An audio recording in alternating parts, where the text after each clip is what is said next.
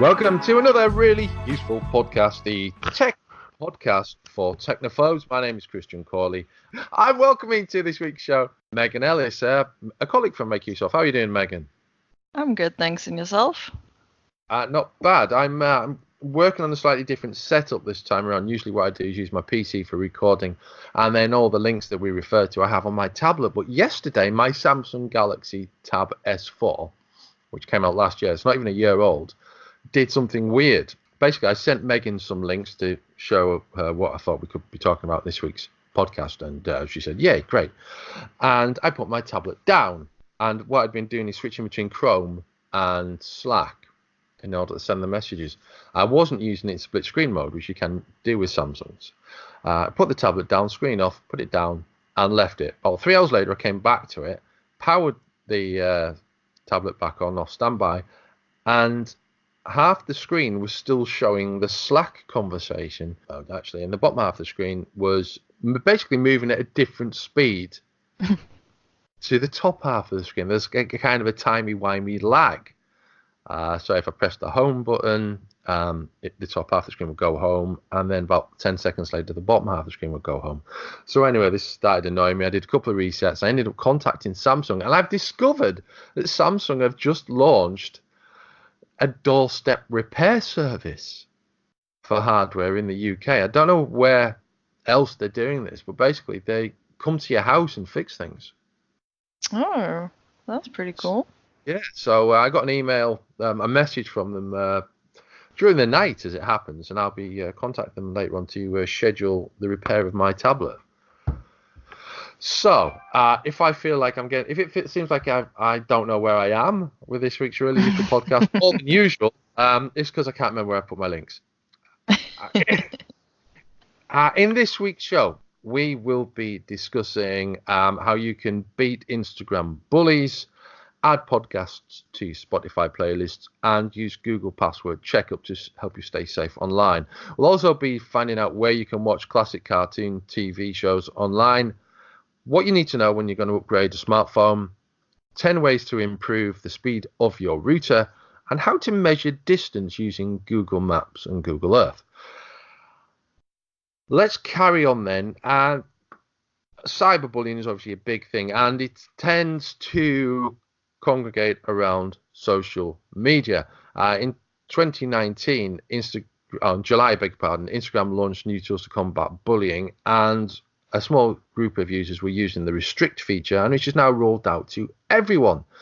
This is found in the settings privacy screen, and it basically allows you to restrict their access to your account. What do you think of this, Megan? I think it's a pretty cool feature. I think blocking a person outright would be a bit more effective, but it's pretty good, the ability to control your feed a bit more. I know some people are like, oh, but it's a public account, you should be aware, open to criticism. But I feel there's a lot of people who get targeted through social media, especially teens who upload stuff to Instagram, and it's definitely helpful for people who don't want to open up their app and see a barrage of mean comments from specific users. So it's definitely helpful, I think, especially for teens who are particularly sensitive to cyberbullying and have been growing up in this age of just constant access that bullies have. So I definitely think it's helpful, though I would like to see Instagram definitely roll out more powerful features. I don't know. It feels to me as if it's aimed at a particular type of user who wants to be public but doesn't want the backlash from people who've got nothing better to do.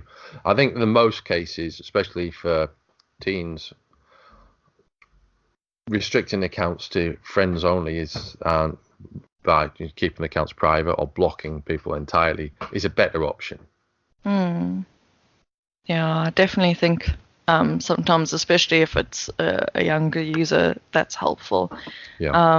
And I think it's a case-to-case basis, whether some people are going to restrict accounts just because they don't like criticism. over a controversy or something, versus people who genuinely have trolls and bullies going after them, who they should restrict. So yeah, I definitely think Instagram needs to work on it more so that it's not something you can abuse, but it's also something that can protect people from online abuse. Sure. But certainly a encouraging development from Instagram. Let's move on to Spotify, who are now enabling us to add podcasts to Spotify playlists. And if you're on Spotify, you will find the Really Useful Podcast is in there. So you could include us in your playlist of podcasts.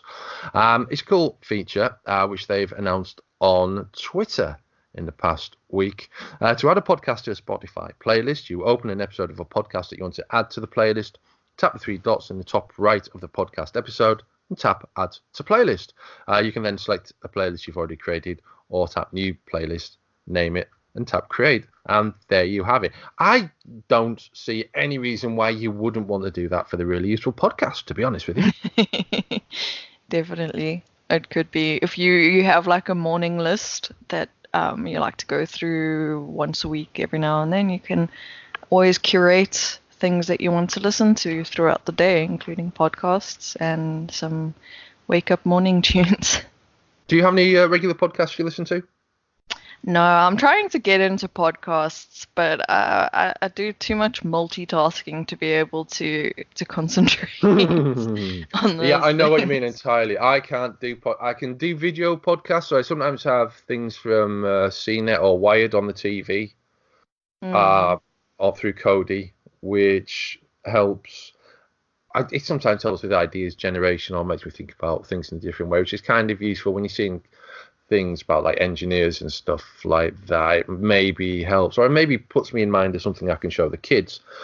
Podcasting, though, I tend to leave for the car or the bath because mm, it's very difficult to, or the garden as well. I do listen to podcasts when I'm doing the gardening. So if I'm mowing yes. the lawn, I might be listening to Sitcom Geeks, which is a podcast about writing sitcoms and comedy that I listen to. Or Pro Blogger. I listen to Pro Blogger from time to time as well. And my own other podcast, Casterberus, which is a Doctor Who related podcast. That's about it, really, I suppose. Oh, there's the Retro Hour as well. I listen to that. That's a very cool podcast. That's about basically retro computing. Okay. That's a really good, retro gaming, but yeah, that's a really fun one. But yeah, it is difficult. I think a lot of podcast users, listeners, I think they're commuters, aren't they? Really, it's people that are Mm. commuting and don't necessarily want to listen to music first thing in the morning. Yeah, and definitely people who might have a passion for a topic, like you said, retro computing, and maybe there's not much on YouTube in terms of the video podcasts. I find my thing is that I'm trying to focus now on audiobooks, and they manage to keep my attention a bit better. So when you said those things like commuting, gardening, that type of thing, I tend to listen to podcasts, audiobooks Mm. instead, because nowadays, because I write all day, I find I'm too tired to read. So listening Yeah. to a book is definitely a way I can get back to that passion without straining my eyes anymore. But I definitely do want to get in to more podcasts. I'm interested in hearing about all these true crime podcasts they have out there, especially since the TV shows tend to be very, I don't know, I forgot what you call it, but they're just like hacky, and with you can tell where the commercial breaks are supposed to be because there's supposed to be a cliffhanger. So I Right. Yeah. Yeah. Yeah. definitely think, yeah, podcasts would be a better avenue for exploring that. Quite possibly. Yeah. Okay, we'll move on to Google's password checkup service, which has been built into Google Password Manager, which you will find built into your Google account. Everything's built into everything today. Research suggests that as many as 1 in 4 Americans, that's a quarter of Americans online, use common passwords such as ABC123, password 1111, password, that sort of thing that no cyber criminal could possibly think of because they're all idiots. Sadly, that's not the case. Google's password checkup has been announced on Twitter, and it basically works by you using a website and using the password. And the password checkup will then tell you if the password has been compromised in a known security breach, if any of your passwords have been used on more than one site, because that's quite a common thing, is to use the same password for a sort of a period of time. And that ends up, you sign up to several accounts in that period of time, and they're all using the same password. It will also tell you if your passwords are so weak that they need strengthening. That's quite a cool feature. I'm personally using LastPass for my passwords, although I do kind of have Google as a backup. So I don't know why. I think it's basically I haven't disabled Google and the password feature on my account and in Chrome. So it kind of works in tandem with LastPass, and occasionally it gets confused. But generally, I think that confusion probably works to my benefit because it means I reset the password more often than I would normally. What are you doing about passwords? I tend to use the password manager in Google, just because I was a bit hesitant with the services like LastPass and the various password managers. And then by the time I considered using one, Google already had a built-in one that it kind of just automatically saved. So I do tend to use that, though it's not always consistent. I'll sometimes find my passwords aren't saved, even if I've clicked like yes, save password or something. But this tool is definitely useful. I'll put a password checkup. So good news, I have no compromised passwords. But wow, have I used quite a few passwords, and there are some accounts using a weak password, though these are definitely accounts that are linked to old work accounts I used to have. That is the kind of fault of the IT guy who was a favorite. He loved the password one variations. Yeah. So otherwise, I find my passwords are pretty good, but I think it's definitely useful to see the extent to which we kind of are reusing these passwords. And I mean, the problem is, if you use a lot of passwords, one weak service gets hacked, and then they have your password to very many things. Yeah, absolutely. Yeah, it is concerning. So use Google's tools to help strengthen your password. Now, everything we've talked about so far, you can find the details of in the show notes, as with every really useful podcast. And while we're here, and we've talked about Spotify already, you can grab the really useful podcast either by listening to it at Make Use Of. You can find us on iTunes, transistor.fm, on Spotify as mentioned, and pretty much anywhere that you can find podcasts these days. We're on Google Podcasts, we're on Apple Podcasts, iTunes. We're on YouTube. You'll find us on YouTube. So yeah, check us out wherever you can, and share us as well, because I'm pretty sure that we're talking about things that you know about, but someone that you know might not know about, and someone that you know might need to know about that, and they haven't got time for reading through loads of instructions. They just want a quick, simple answer to whether they can do this, yes or no. If it's no, fine. If it's yes, how? Put them in touch with us. The Really Useful Podcast. We're going to carry on with a few tips and tricks now, and something useful to keep the children entertained. Some sites to watch old classic cartoon TV shows online. We've got a collection of 10 great resources here, full of excellent classic cartoons, courtesy of our colleague Dan Price. We're talking everything here, from old Warner Brothers cartoons to Disney cartoons, Marvel cartoons, the Pink Panther, all sorts. I'm going to give you a quick rundown of the 10, and then we'll have a quick cartoon chat. So we've got Boomerang, which is where you'll find most of the Warner Brothers and Hanna-Barbera stuff. We've got WB Kids, Warner Brothers Kids. Again, lots of Warner Brothers stuff there. DC Kids, it speaks for itself. Toonami Aftermath, which is where you'll find old Cartoon Network shows like Dexter's Lab and Powerpuff Girls and Johnny Bravo. Ho, ho! We've got Disney Now, thank you. We've got Disney Now, we've got topcartoons.tv, which is where you find a lot of kind of more things that aren't related necessarily to any particular franchise. Internet Archive has very old cartoons on it, such as Woody Woodpecker. Mighty Mouse, he's on the way. He's coming to save the day. Netflix, Amazon Prime, and YouTube. They're all places where you'll find great cartoons, classic cartoons, and new cartoons. I've also, incidentally, I've just produced a piece for make use of looking at great shows for kind of preschoolers and young children, which is along similar lines, which we may talk about next time, but it's of a similar kind of a topic. Any favourite cartoons, Megan, from the classic times? From the classic times. I mean, I used to enjoy Powerpuff Girls a lot, Freakazoid, Hmm? and yeah, I'm trying to remember. Like, I still remember the ones that I still watch today, like Invader Zim, but those are the kinds that targeted it's when Cartoon Network was going through its like rebellion phase and had all this meta stuff and Hmm. very Tim Burton-esque and absurdist humor. I used to enjoy Courage the Cowardly Dog as well. Scooby-Doo, okay, Scooby-Doo was my favorite actually, Was that the classic as a Scooby-Doo or child. the remake Scooby-Doo? No, Oh, the the old old one. Scooby-Doo. Right. Yeah, I I used to find love the that. I find the remake ones from about 2000, the ones that were post movies, those Mm, ones, I think they're really, really good.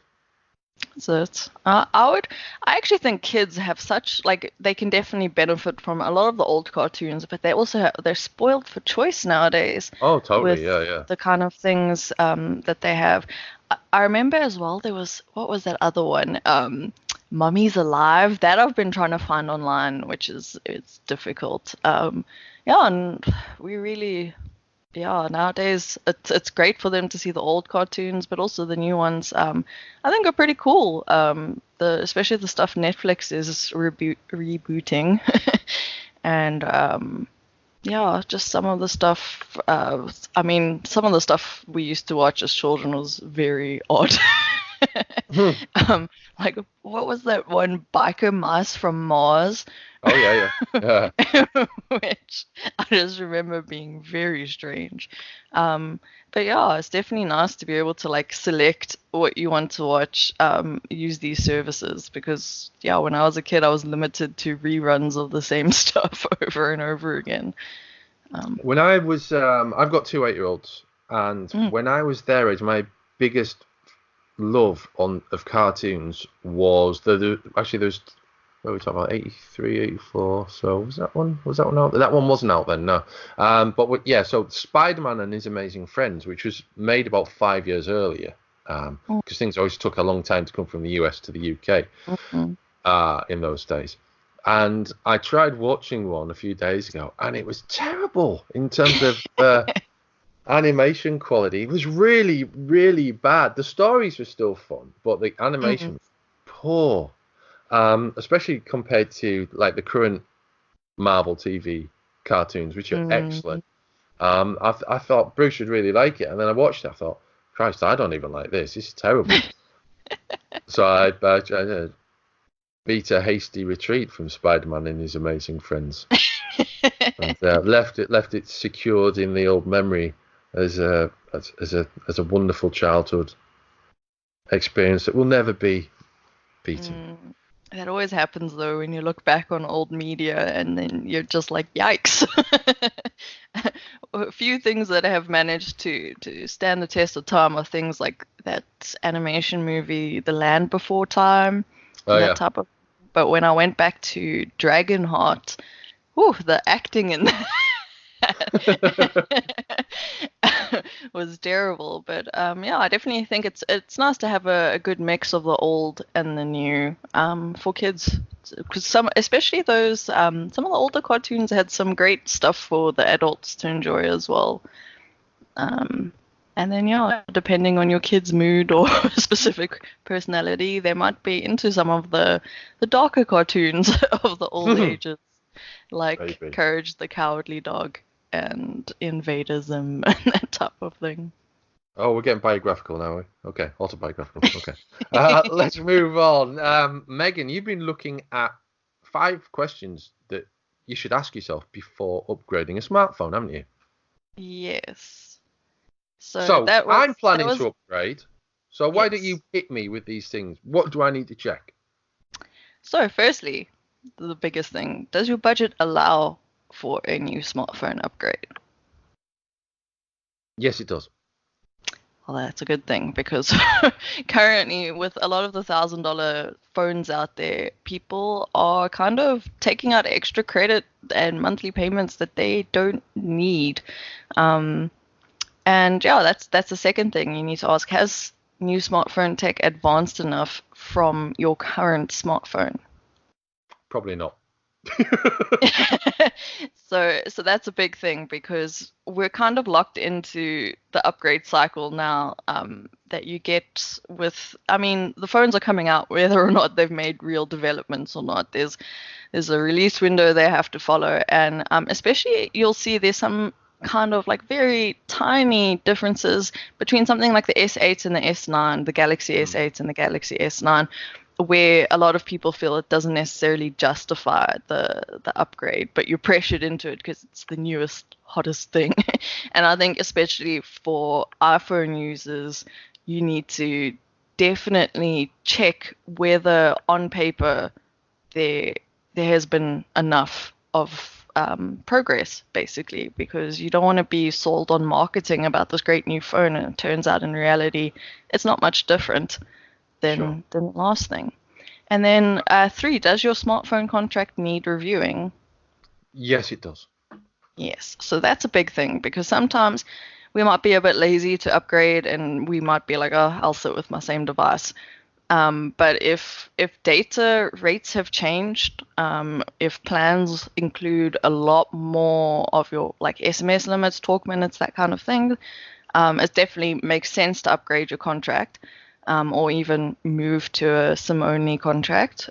Or conversely, if your needs have changed and you don't need such a big contract anymore, that's a big thing. It's almost downgrade your contract then. You can still get a new phone, but if you no longer have the same needs, especially in terms of talk minutes, SMS limits, that kind of thing. And then 4, does your smartphone still meet your daily needs? Yes, it does. And is it doing them well? In terms Most of of the time, yeah. It's quite cool, actually. I don't know if it's an Android thing or a Sony thing, but they've started telling me to reboot my phone every week. So I think it's especially in the later versions of Android, my phone automatically reboots every 2 days, just to kind of get the RAM refreshed and that kind of Yeah. thing. Is that without And warning, or does it sort of give you the option like Windows to sort of like do it now or schedule it for later? it automatically does it overnight. Right. Right. Okay. Usually I find it's reset. But considering that most of the stuff you use on the phone will be cloud saved anyway. It's not like I'm going to have a Word document that's Sure. Yeah. going to have been reset and lost all my work. So it definitely helps, especially when I've got all these apps running in the background. And then in terms of the questions, the last one is: are there cheap alternatives to upgrading? So I don't if know. Why don't you tell me? so if it's something like the battery's letting you down, then in some cases, phone manufacturers have, within the warranty period, battery replacements. It's not as easy. We can't do them ourselves nowadays without voiding the warranty. But if it's just something like your battery's lost capacity over time, that can be an easy and cheaper fix than upgrading your phone.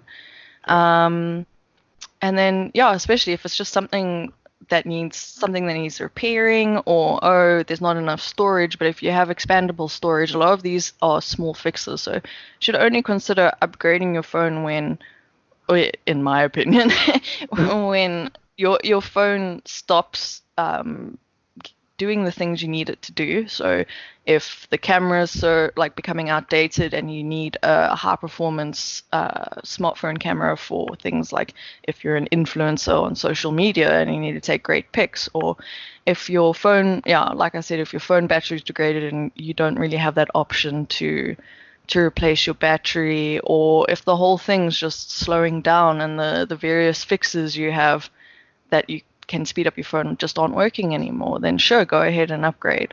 But it's basically about being cognizant that you don't always have to automatically upgrade, and that the latest is not always the best. And especially in times when now I've noticed nowadays a lot of the prices have inflated just along with competitors. So it's not necessarily about value for money and what the phone is worth essentially. It's kind of more about, well, our competitors raised the price to this much, so we're going to do that too. Yeah.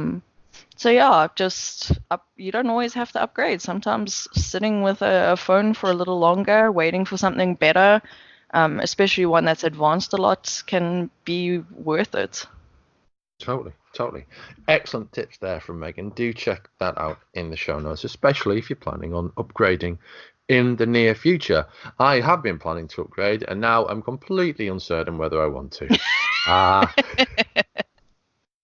Not purely down to Megan, I might add, but purely because the phone I was looking at was a Samsung, and after yesterday's events, I'm not entirely certain. We'll see how the doorstep repair service goes. We're going to move on to a excellent look at ways that you can improve the speed of your internet router, courtesy of Dan Price. Now, there are 10 steps to this. I'm not going to go through all of them because some of them are a little bit too in-depth. So I'm going to do a bit of paraphrasing. The first thing that you should do, if you're finding that your home wireless network isn't as fast as you want it to be, and you're pretty sure that everything is arranged well in terms of the positioning of the router, the first thing you should do is restart the device, because it might be that it's getting a bit clogged up with connections that it doesn't need, or that there is a problem with the actual IP address that's been assigned to the router, and restarting it, if it's been up for running for quite a while, should prompt your ISP to assign a new IP address, which maybe result in some better performance. Another thing you can do is to add a new antenna to the router. Aftermarket antennae can be purchased online from Amazon and other places, and they're attached to the same little screw-on portions where the existing antenna are positioned. Now, it might be that you're using a router that's provided by an ISP and it doesn't have antenna, in which case you can't really do this because the antenna is built into the case. Some things that I'm going to skip over, which you will need to look into in more detail based on your router's documentation, because all router interface is different, is to disable older wireless protocols, change the channel width, and other options of optimizing the channel that the router is broadcasting over. Now, if there is an option to do this, and it does depend on your router, then installing new firmware on the router is a great thing to do, because it enhances the features that you've got. Tomato, OpenWRT, and DDWRT are third-party firmwares for routers, but they don't tend to be available, again, for routers provided by internet service providers.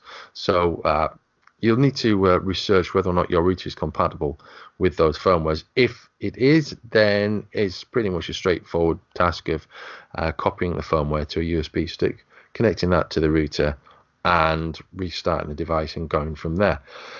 There are various ways that you can change the position of your router, as mentioned earlier. I'll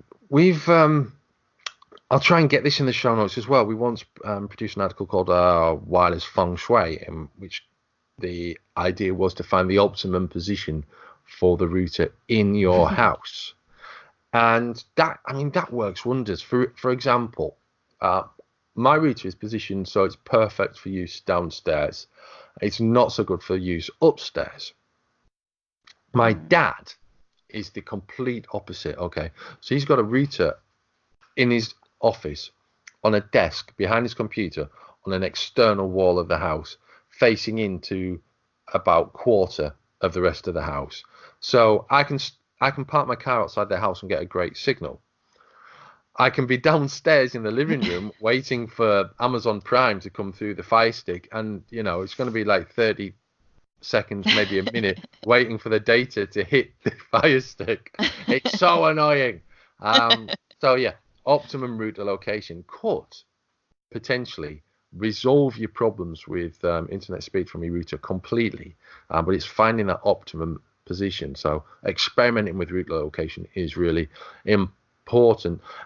It might you might think it's a bit impractical as well, and in many cases it is. So what I would suggest you do is get a phone, set it up as a wireless hotspot in tethering mode, and then just walk around the house, leave it in particular places where you think are likely to be good places for the router to be moved to, and just see what connections to your hotspot are like from different parts of the house. It's not going to give you a perfect reading because obviously the router is going to be different to the phone, but it's going to give you a good idea of how wireless signals are traveling around your house.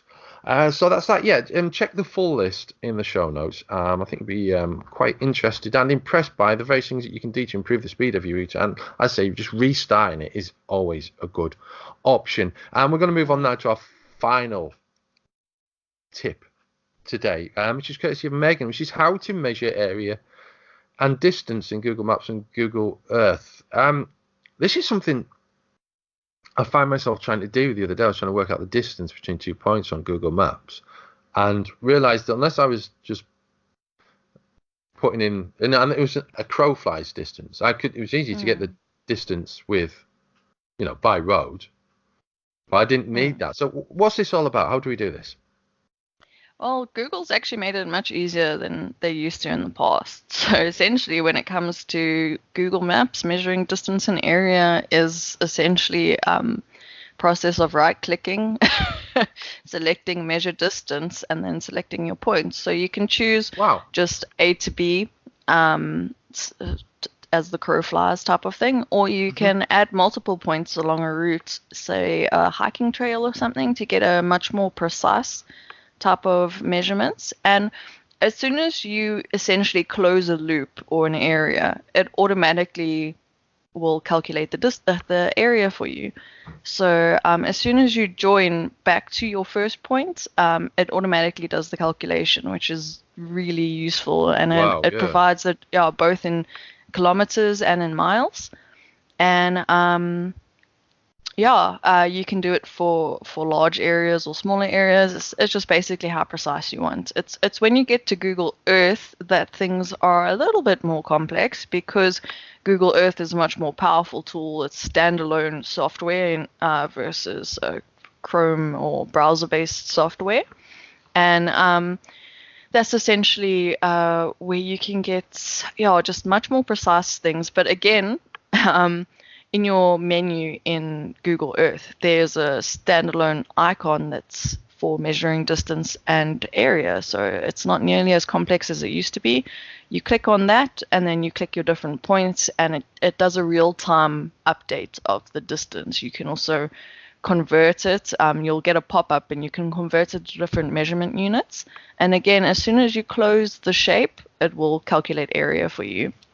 Again, because Google Earth's more powerful, some people use it for much smaller kind of things. So instead of like measuring a plot of land, they want to measure the area of a face of a building, and that's where it becomes a bit more complex. So if it's something like you want to measure a path along an incline, you can simply still use the same measure tool and go into a 3D view. So, for example, in the article, I'm tracking a hiking point along Table Mountain in South Africa. And there I add a whole bunch of points going up the incline so that it doesn't just, if it's on a 2D kind of plane, it doesn't kind of miss out that some of the distance is going to be along an incline and not necessarily something that's reflected in a 2D representation. And then when it comes to measuring something, a 3D object like a building or a height, that's where things become a little bit more complex. So this is where you have to use also, so Google Earth, disclaimer or correction, Google Earth can be used in the browser, but Google Earth Pro needs to be downloaded. And that's where you get these more advanced measuring 3D object tools. And it's much more kind of older looking software. It's open source software. It's free. And what you essentially need to do is, let me just double check everything. Again, there's a ruler icon that you click, and a menu pops up. And here you have many more options. So it's no longer just about a line or a polygraph, a path or a polygon. What you need to select is a 3D polygon, and that essentially lets you zoom in and trace along a 3D object. So, for example, I did the Statue of Liberty. I found it was relatively accurate because I did Google the height of the Statue of Liberty just to check that it was kind of working out all right. And then when it comes to measuring the area of that, you can again just add points, multiple points as you click along, and then connect to your final point, and it will automatically calculate the area. And so the Statue of Liberty herself seems to be 318 square meters along her main body area. And you can do that with the faces of buildings. I did find it wasn't as accurate when it came to something like the Empire State Building. I was trying to calculate the height and then the area of the face of the building, but that is also up to yeah. I don't know why people want to. Well, I don't know why people want to work this out, but apparently people want to know. And that becomes a bit more inaccurate because obviously, it depends where you're measuring from. Are you measuring from the dead center of the building's foundation? Are you measuring from the face of the building? That's where it becomes a bit more complex. But basically, if you want to do these measurements, they're pretty easy to do. They're a lot simpler than they used to be. And yeah, if you want to do these really intense measurements, you can use Google Earth Pro to do that. Oh, okay. That's excellent. I just do check that article out because Megan's provided great screenshots to guide you through doing that. It's a really detailed look at the whole process. So do check that out. Thank you, Megan. And that brings us to the end of this week's really useful podcast, in which we've looked at how you can beat Instagram bullies using the restrict feature and how you can add podcasts, like perhaps the really useful podcast, to Spotify playlists, and how you should use the Google password checkup feature to stay safe online. Those are all new things. We've also looked at some tips and tricks, how to watch classic cartoon TV shows online, what questions you should ask yourself when upgrading a smartphone or smartphone contract, 10 ways to improve the speed of your current router, and, as you just heard, how to measure area and distance on Google Maps and Google Earth. Big thanks to Megan for joining me once again on the Really Useful Podcast. As noted, we are the tech podcast for technophobes, so do share us with friends and family who will benefit from. So do share us with friends and family who will benefit from any tips and tricks that you might have heard in this or previous podcasts from Megan and myself and the Really Useful Podcast team. Until next time, it's goodbye.